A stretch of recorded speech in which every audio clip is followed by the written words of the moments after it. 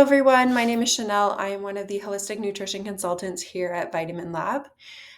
If you are signed up for today's webinar, it's likely because you are a parent or a caregiver yourself, or you know a parent or a caregiver who this topic may be applicable to. So, just recently, the US Surgeon General put out an advisory that recognizes parenting as a potential health risk.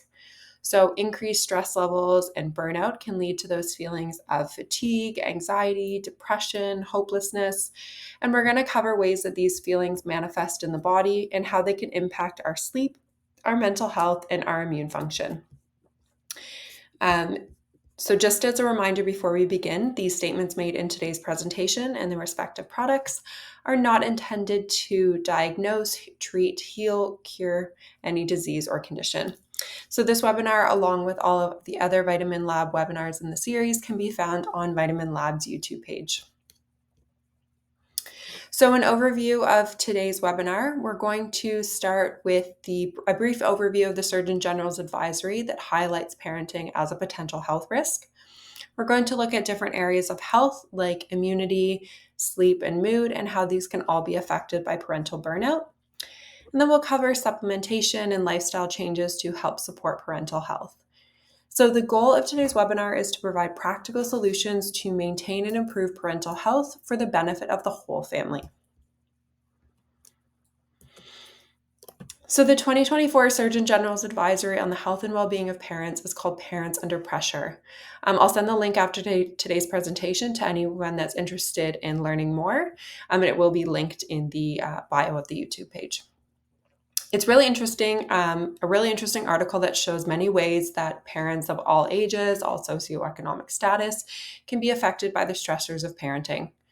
So a lot of the recommendations of how to combat this in the article are at more of a policy level, so looking at what communities, government, educators, and employers can do. But today we're going to focus on ways that we can support the body through these stressors to help improve our overall health and the health of the whole family unit. So there are over 63 million parents in the United States, and this doesn't even include all of the caregivers, so like our aunts and uncles, grandparents, foster parents. So when we see that over 41% of parents say that some days they are so stressed they cannot function, and that almost 50% of parents say their stress is completely overwhelming when compared to other adults, it's no doubt that there's an issue here and something that we need to address. So what exactly are parents stressed about? So parenting is now considered a health risk because of the mounting stressors parents face, such as financial strain, social isolation, and the challenges of modern technology. So these are all directly linked to health issues like anxiety and depression. And these mental health challenges can have a profound impact on both the parent's well-being, but also the child's development. The document highlights that chronic stress among parents has reached levels that affect family health and societal well-being, which is calling for immediate intervention through these policies and community support.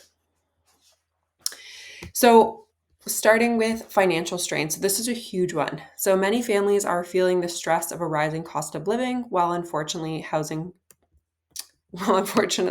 wages are staying the same. So between housing costs, childcare, education, healthcare, financial stress has become a significant factor in our parental health. Time demands. So more families are having two working parents. So juggling that professional and family commitment can be really challenging. There's been a 28% rise in mothers working, which has been significantly higher than previous generations.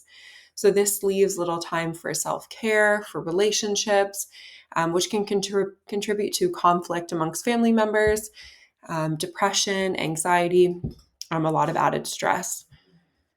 And then our children's health. So with rising rates of depression and anxiety amongst children and adolescents, this can exacerbate parents' stress. Another huge one is safety.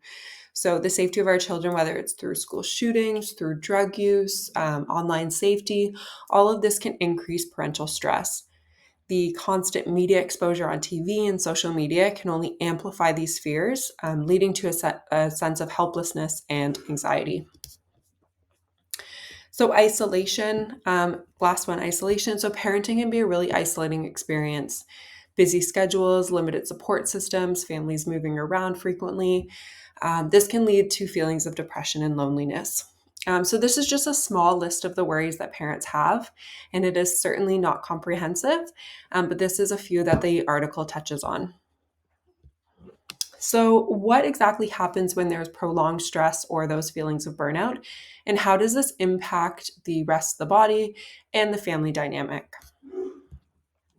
So there are a few main areas of health that we're going to focus on today, and I want you all to just take a moment, read these sentences, and see which one you relate to the most. Could be more than one, could be all three, but I'm sure at some point we've all kind of related to one of these, parent or not. So if you wake up feeling like you haven't slept at all, sleep support is likely what you're looking for. So ensuring the body is getting enough restful sleep is important for executive function, for the ability to make decisions, for our stress response, our immune response, our mental health. So sleep is a really, really important one. If you are feeling wired but tired, it's likely your adrenals that need that extra support. So our stress response may be in overdrive, which is leading to those feelings of burnout. Poor stress management can lead to poor immune health, sleep disturbances, mood disorders, lack of patience, conflict with other partners, or family members. And if you feel like you're getting sick all the time, you'd want to look at additional immune support. So poor immune health can lead to a lack of energy, poor sleep, passing that sickness on to children or other family members, and poor mental health, just to name a few. So parents are more present, calm, and capable of handling the daily challenges when they are healthy and feeling their best. So we're going to look at some supplement and lifestyle recommendations to support each of these three areas.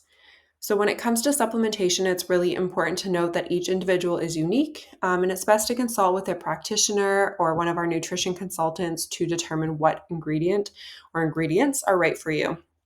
So if you related to all three of those sentences, doesn't mean that you should go ahead and take every supplement that I mentioned here, but rather meet with one of our nutrition consultants, review your formula, see what ingredient or ingredients are the right fit for you. So we're going to start with sleep. So how can we support better sleep? I have a whole other webinar on this. So if you are interested in learning a little bit more about the mechanisms of sleep, why sleep is so important, some additional supplements and lifestyle interventions, you can check that out on VitaminLab's YouTube page.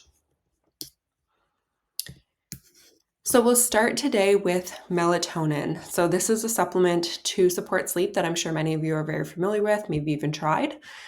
So our bodies actually naturally produce melatonin, and it's referred to as the hormone of darkness. Its production is stimulated by darkness and then inhibited by light. So as evening approaches, the pineal gland in the brain releases melatonin into the bloodstream, signaling to the body that it's time to prepare for sleep. It's not a coincidence that we want to go to bed earlier in the winter as the days are getting shorter. And then as the days get longer in the summertime, we're able to stay awake a little bit longer. So those external changes play a really important role in our internal biochemistry. So melatonin peaks during the night and declines towards morning, so it helps to synchronize the body's internal clock with the day and night cycle. Melatonin supplementation. This is commonly used to regulate sleep patterns, promote sleep onset. It can help reduce the time it takes to fall asleep and increase the total sleep time and improve our sleep quality. So a 2013 meta-analysis looking at over 1,600 participants found that melatonin supplementation significantly reduced the time it took to fall asleep and increased total sleep time in those with sleep disorders, so including insomnia. So when we're dosing with melatonin, we want to start lower and then slowly build up if we require a heavier dose. The body does build up a tolerance to this, and long-term supplementation can actually affect the body's ability to produce this naturally. So we're looking at doses of between 0.5 and 3 milligrams. You want to take this 30 to 60 minutes before bed to mimic that body's natural rise in melatonin.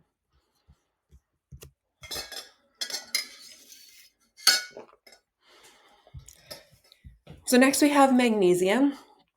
So magnesium acts as a natural relaxant by regulating the activity of neurotransmitters and hormones that are involved in the stress response. so cortisol and adrenaline. It helps to counter the effects of stress and promote a calmness to improve sleep quality. So there's really great benefits for magnesium for both sleep and for our adrenals, so that stress response. Magnesium facilitates the function of GABA. So GABA is an inhibitory neurotransmitter that helps to calm the central nervous system and promote sleep. So by enhancing GABA, magnesium can promote those feelings of relaxation, can help reduce anxiety, and then promote that sleep onset. Magnesium also plays a role in the synthesis and release of melatonin. So adequate magnesium levels are necessary for the pineal gland to produce melatonin in response to darkness. Some individuals may have trouble sleeping, not because their mind won't turn off, but because their body is awake. So low magnesium may be a cause of those muscle spasms, the cramps, and the tension. So supplementing with magnesium to bring levels back up can help play an important role in muscle function. A 2012 double-blind study found that magnesium supplementation improved sleep efficiency, sleep time, and sleep onset compared to a placebo. So when we're dosing for magnesium, we're looking at a dose between 200 and 350 milligrams before bed. The form of magnesium that's most optimal for sleep is our magnesium glycinate. This is a highly bioavailable form of magnesium, and it's bound to the amino acid glycine. And this itself has calming effects and calming properties, which can support the relaxation.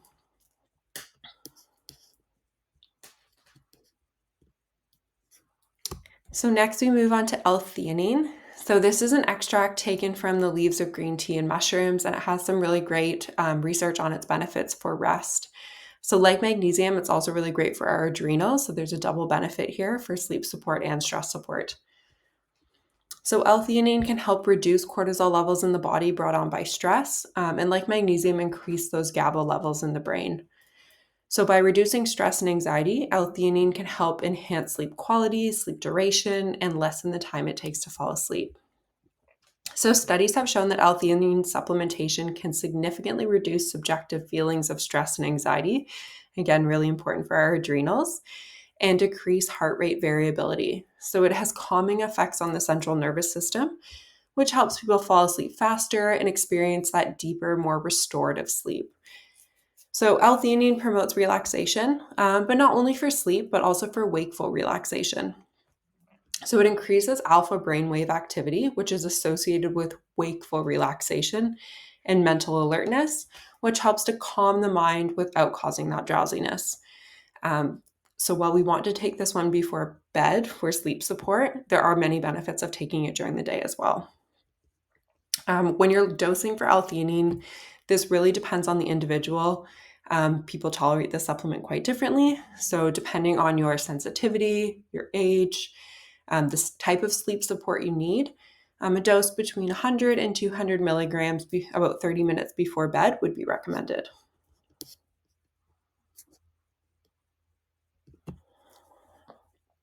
Now, there are a few ways that we can support our sleep naturally through lifestyle changes as well. So a big one is our consistency, going to bed at the same time each night and waking up at the same time each morning. This is a really big one. Removing electronic devices from the bedroom. I know a lot of people use their phone as the alarm, but stopping the usage at least an hour before bed. If you do need to use electronics before bed, maybe using those blue light glasses. The blue light that's emitted from screens can actually impact our melatonin production. So there's a lot of those blue light blocker glasses out there. You want to avoid triggers like alcohol, caffeine, big meals before bed. Though people think they're sleeping better when they have a drink, they do not. You're not getting enough restful sleep. Maybe including foods that are higher in tryptophan. So tryptophan is an amino acid, which is a precursor to serotonin or melatonin. So foods high in tryptophan like poultry, eggs, pumpkin seeds, fish, cheese, these may all make ideal bedtime snacks and help with that melatonin production, but it also keeps us full during that period of rest. And then you want your environment to be conducive to sleep. So ensuring that it's dark, quiet, and cool. Your body temperature actually drops when you're tired and elevates in the morning to help you wake you up. So it's a good idea for your environment to mimic that. your external environment, to mimic that internal environment. So whether that's using eye shades, earplugs, turning the thermostat down, again, removing those electronics from the bedroom, keeping work and exercise away from the room, and just associating that with rest and relaxation.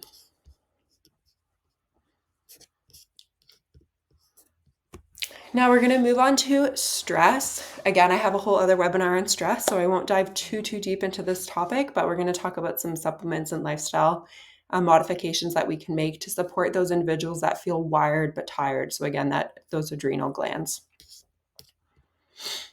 So the first one we want to talk about is our lemon balm. So lemon balm is a herb from the mint family, and it's been used as far back as the Middle Ages to help with stress and anxiety. Lemon balm can help reduce perceived stress by reducing the symptoms of restlessness, nervousness, and excitability by helping lower our cortisol levels. Taking lemon balm with food actually increases its absorption rate and efficacy. We're looking at a dose of about 300 milligrams daily, especially in those times of acute stress. So if you feel like a stressful event coming on, this may be a herb that you want to reach for.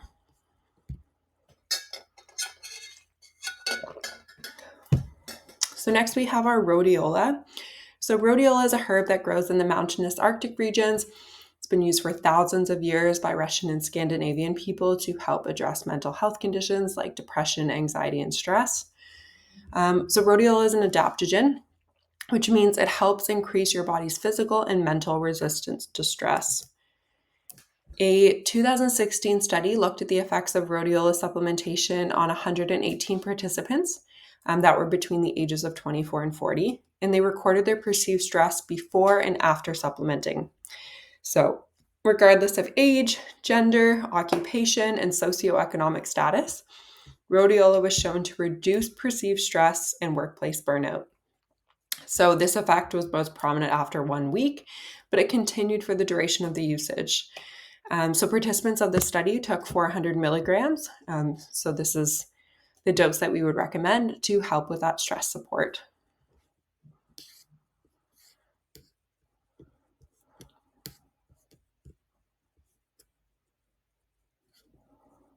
And then finally, we have ashwagandha. So this is another adaptogenic herb. It's derived from evergreen shrubs in Asia. And it appears to help control cortisol production and help reduce the activity in the HPA axis. So this is your hypothalamus pituitary adrenal axis. This is the system that regulates the stress response.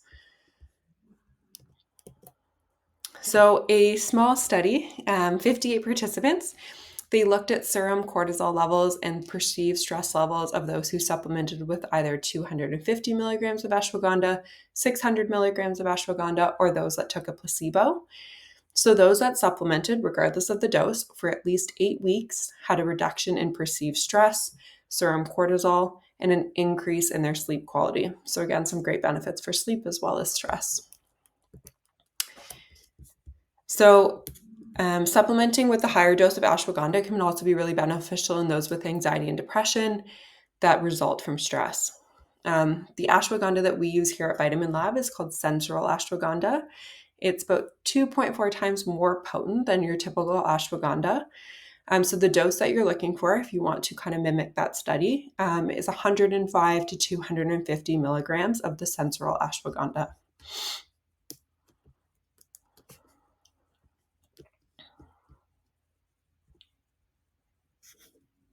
So how can we reduce our stress naturally through alterations in our lifestyle? So a big one is following a healthy diet. We want to make sure that we're getting all the nutrients our body needs and that our body itself isn't under stress due to lack of nutrients.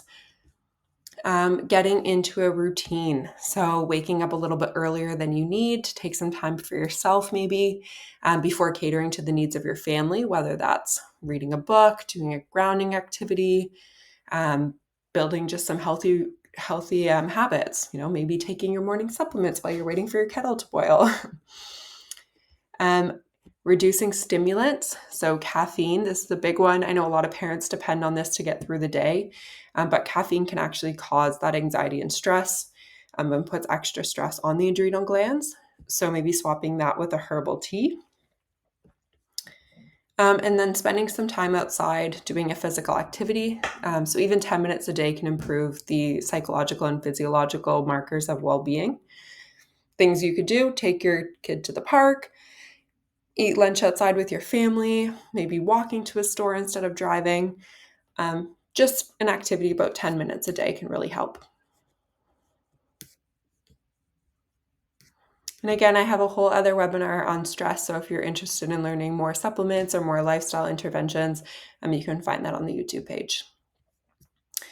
And then finally, we're going to look at the immune support. So these are for the individuals who feel that they're getting sick all the time. So probiotics are a really great way to support the immune system. So when the gut becomes unbalanced with unhealthy levels of certain bacteria, probiotics can help restore this balance by introducing good bacteria back into the gut. So between 70 and 80% of our immune cells live in our gut. So it's really important to support our digestive system and introduce that good bacteria. So probiotics have been shown to secrete protective substances, which support the immune system by preventing any invaders from taking over and creating disease or illness. So there's many different types of probiotics out there. And it's a good idea to cycle through and introduce new kinds every once in a while to introduce new bacteria into the gut. But two really important ones for our immune support are our bifidobacterium and then the lactobacillus acidophilus. Both of these we do carry at VitaminLab, and then these can be added to your formula. So a combined dose of about 5 to 25 billion culture-forming units, or CFUs, would be really beneficial for our immune support. Now, probiotics typically take about 2 to 3 weeks of continued use to really experience those benefits. And that's because three main things need to happen. So they need to increase your good gut bacteria, they need to decrease your bad bacteria, and they need to reduce inflammation. So this timeline can really differ person to person depending on what the current state of your gut is, any medication use, diet, things like that. So vitamin C, this is a really popular one when it comes to immune support, and for good reason. So vitamin C, or ascorbic acid, this is an essential nutrient known for its antioxidant properties and its key role in supporting immune function. It aids in the production and function of white blood cells, which are critical for protecting the body against infection. So by boosting the activity of phagocytes, these are cells that engulf harmful pathogens, vitamin C can strengthen that immune response. Additionally, vitamin C contributes to skin health, which forms a barrier against pathogens. And it also helps to reduce oxidative stress by neutralizing free radicals, which can otherwise damage the cells and weaken the immune system. So a 2013 review found that regular vitamin C supplementation can reduce the duration of colds in adults by 8% and in children by 14%. So it may seem small, but when you're dealing with a cold or when your child's dealing with a cold, any little bit helps. And this is quite a well-tolerated supplement by most. So research shows that vitamin C deficiency can lead to a weakened immune system and increased susceptibility to infection. So regular supplementation can be really beneficial in just lessening the onset of colds and flus. So while the RDA for vitamin C is quite low, 75 milligrams for women, 90 for men, in times of illness, we want to look at a dose between 250 and 500 milligrams. This would be per day in those times of illness. A lot of people take a lot higher doses, like 1,000, 2,000 milligrams. There's not a lot of research that shows that that's quite beneficial. Our body does typically absorb best in doses of 500 milligrams. So just taking these throughout the day, if you do want to take a higher dose, would just be splitting up that dose throughout the day. And then our final supplement to support our immune function is zinc. So this is an essential mineral that plays a really crucial role in immune support. So it influences the immune cells and the inflammatory response. It supports the development and activity of T cells. T cells help to identify and attack harmful pathogens, and it aids in the function of macrophages, which are immune cells that digest cellular debris and pathogens. So zinc's antioxidant properties Can also help protect cells from damage from oxidative stress. A 2017 meta-analysis found that taking zinc acetate lozenges at doses of about 75 milligrams per day significantly shortened cold duration by about 33%. So some quite significant results from zinc. So for immune support, the general recommendation for zinc is about 15 to 30 milligrams per day, though higher doses of up to 75 milligrams may be used temporarily during times of illness. The thing we want to be mindful of is long-term supplementation of high doses of zinc, so above 40 milligrams, should be supervised by a healthcare professional. Excessive zinc intake can actually interfere with the copper absorption in our body, which can lead to some other issues. So yeah, just be mindful. Dose of 15 to 30 is more than enough. And then there are some things that we can do in our day-to-day to support our immune health.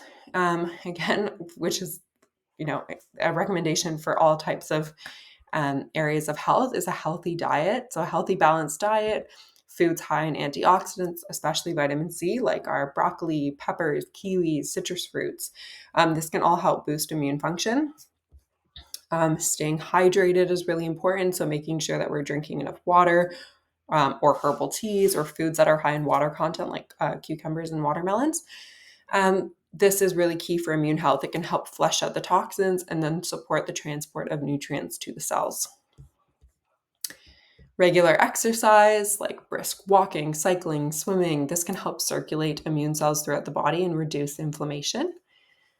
And then, of course, sleep, which we learned all about sleep support, but just getting that adequate restful sleep. This is really important. During deep sleep, the body produces cytokines. So these are proteins that target infection and inflammation. So this is why we want that restorative sleep. Adults should aim for 7 to 9 hours of sleep per night. Sure, as a parent, this is not doable, but it is a goal. So just getting that sleep when you can. And then finally, stress management. Of course, we know stress impacts so many different areas of the body, but it really impacts our gut, which can impact our immune function, given that over like 70 to 80% of our immune cells are in our gut. So we really want to take care of that. So the more stressed we are, the more susceptible to illness we are. So some different things that we can do here for different areas of our health through supplementation, through lifestyle changes, and hopefully mitigate the onset of any of those. So there are some overall lifestyle recommendations that as parents we can try to incorporate into our lives to reduce the onset of the stress, the poor sleep, or the sickness. So the first one, which we covered in a lot of the other lifestyle recommendations, self-care. So helping to reduce that stress, eating a balanced diet, exercise, taking care of ourselves, incorporating more mindfulness and just compassion. It's a difficult time. Being easy on ourselves. Getting involved in social groups, whether that's a community group, a faith group, groups for your children to play where you can socialize with other adults, just feeling that sense of community. Social programs. So if you are recognizing mental health challenges, seeking help, there's a lot of programs, differ community to community, but there are some programs out there that can help support. And if you do have health insurance, exploring those options available to you and really taking advantage, whether that's counseling, just speaking with somebody and kind of getting that under control. So a lot of different things that we can do in terms of supplementation and lifestyle. I know we covered a lot throughout today's presentation. If there are specific questions, feel free to give us a call or send us an email. We do have a whole team of nutrition consultants that are happy to review your formula with you, discuss your health goals, maybe medication use, look at ways that we can really support you through your custom formula and have it evolve as you do. Thank you so much for watching today's presentation, and we look forward to hearing from you and supporting you on your health journey. Thank you.